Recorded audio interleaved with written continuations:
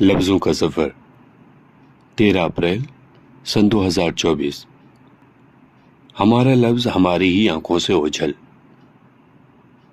کبھی آپ نے سوچا کہ شاندار زبان بولنے یا لکھنے کے شوق میں ہم نے اپنی زبان کے لطیف، سادہ اور دلکش لفظ ترک کر دیے ہیں؟ جیسے ہندی والوں نے گاڑھی سنسکرت کا تڑکا لگا کے اپنی بھولی اور سلونی زبان کا حلیہ بگاڑ دیا ہے، اسی طرح ہم اردو والوں نے عربی فارسی کے جناتی الفاظ اختیار کر کے اردو کو بوجھل بولی بنا دیا ہے۔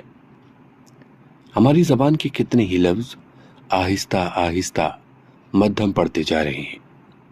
میں مثالیں دیتا ہوں۔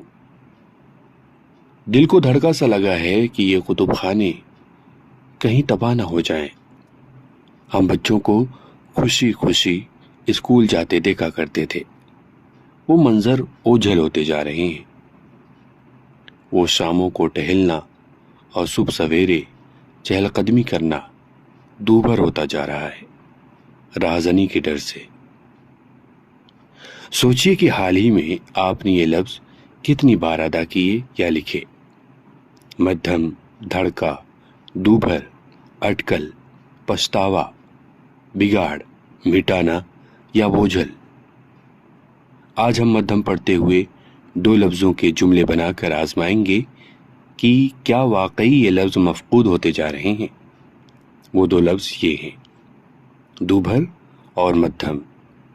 ان لفظوں کو جملوں میں اس طرح کھپائیے کہ یہ اپنے معنی بھی دے۔ رضا علی عابدی۔